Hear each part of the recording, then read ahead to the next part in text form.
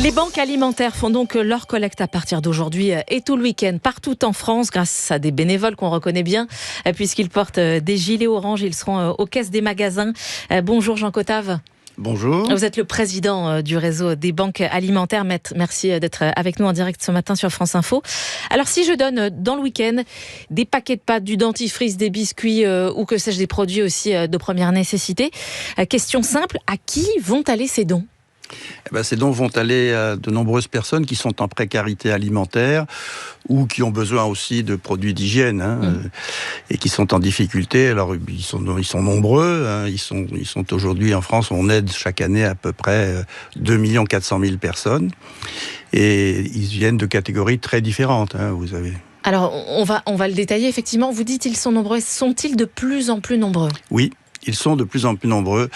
Entre 2019 et 2023, il y a eu plus de 30% de personnes en plus. En 4 ans seulement ? En 4 ans seulement, oui, absolument. Et ça, vous l'expliquez comment ? On l'explique avec toute une série de crises qui se sont succédées. Le Covid, la guerre en Ukraine qui a fait monter les prix de l'énergie, l'inflation. De plus en plus de gens ont des difficultés et ne peuvent pas, avec les revenus qu'ils ont, ou l'absence de revenus parfois, faire face à leurs besoins alimentaires. Alors, qui sont-ils, vos bénéficiaires ? Y a-t-il encore, est-ce que ça a du sens de poser cette question, un profil type ou plus du tout ? Non, il n'y a pas de profil type, il y a des catégories très différentes. On voit des catégories qui montent, si vous voulez, en ce moment. Il y en a 2 en particulier. Il y a ce que j'appellerais les travailleurs pauvres, c'est-à-dire des gens qui ont un emploi, qui sont en CDI, qui ont un logement, mais qui ont une famille, mais qui sont à mi-temps, par exemple, au SMIC. Quand vous avez une famille de 4 personnes à mi-temps au SMIC, une fois que vous avez payé votre loyer, vous avez fait face à vos factures d'énergie, le reste à vivre ne vous permet pas de vous nourrir correctement. Ça, c'est le premier profil, effectivement. Voilà. Et vous parlez de... Il y a un second profil qui monte aussi beaucoup, c'est les étudiants. Et les étudiants, pour les mêmes raisons, ils ont des bourses assez faibles ou pas de bourse du tout. Et de la même manière, ils ont un reste à vivre qui est très faible. Et ils ont donc besoin de nous. Alors, Jean Cotave, le slogan qui est inscrit sur votre affiche de collecte cette année, j'ai regardé, c'est « Les Français adorent manger ». 10% d'entre eux aimeraient juste pouvoir le faire. Ça veut dire, si je reprends votre affiche, que près de 7 millions de Français ne peuvent pas remplir leur frigo chaque jour, c'est ça ? Oui, alors l'évaluation, c'est une évaluation, parce qu'on n'a pas des chiffres précis, l'évaluation des gens qui ne font pas 3 repas corrects par jour, c'est-à-dire petit déjeuner, déjeuner, dîner, équilibré et complet. On pense que c'est à peu près 10 millions de personnes, donc c'est plus. C'est plus que 10%. Le slogan que vous avez mis, c'est juste pour avoir un chiffre, mais c'est plutôt 10 millions. Parmi ces 10 millions, les gens qui font appel à l'aide alimentaire, c'est-à-dire soit auprès des banques alimentaires et toutes les associations à qui nous distribuons des denrées. Si on ajoute ça les autres grands réseaux d'aide alimentaire comme les Restos du Cœur, la Croix-Rouge, le Secours populaire français, là, à peu près, là, c'est entre 4,5 millions et 5 millions de personnes qui font appel. Donc c'est la moitié seulement des gens qui en auraient besoin. Ça veut dire qu'il faut vraiment aller donner ce week-end. Quels produits attendez-vous plus particulièrement ?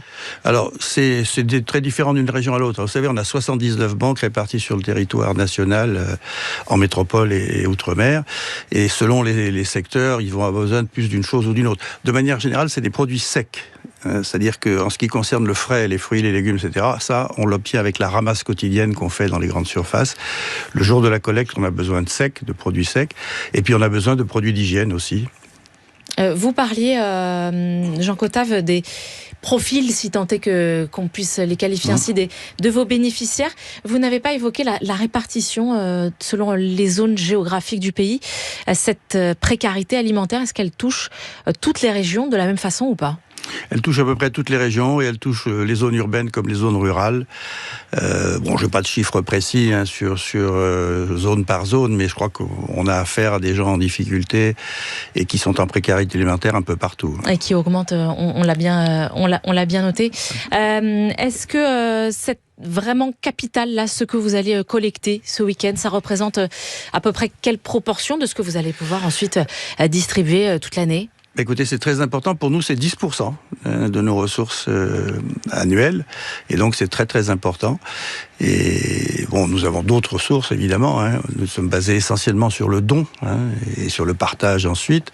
On a des ressources qui viennent de l'industrie agroalimentaire, des agriculteurs, de la grande distribution. On a des mécènes aussi financiers qui nous permettent d'acheter. Mais ça représente, comme je viens de le dire, quand même la collecte 10% de nos ressources, donc c'est important. C'est important et on l'entend bien. Ces mécènes dont vous parlez, est-ce qu'ils sont au rendez-vous en ce moment? Et plus globalement également, est-ce que les Français sont au rendez-vous? Oui. Oui. Les Français sont au rendez-vous. L'année dernière, on était en pleine zone d'inflation et on s'attendait à ce que la collecte soit moins importante que les années précédentes. Et au contraire, elle a été un petit peu plus. Entre 2022 et 2023, il y a eu plus 7% de dons au moment de la collecte. Et donc les Français, même en difficulté, restent solidaires.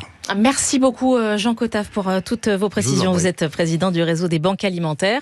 Et on le rappelle donc, cette collecte, c'est votre grande collecte annuelle qui a lieu aujourd'hui, demain et dimanche. Vous êtes essentiellement dans les magasins, mais aussi ailleurs, dans certaines entreprises aussi? Oui, dans certaines entreprises, ça arrive dans certaines écoles aussi, ça arrive à différents endroits. Il y a à peu près 8000, un peu plus de 8000 points de collecte sur tout le territoire. Merci beaucoup à vous. Vous étiez en direct ce matin sur France Info.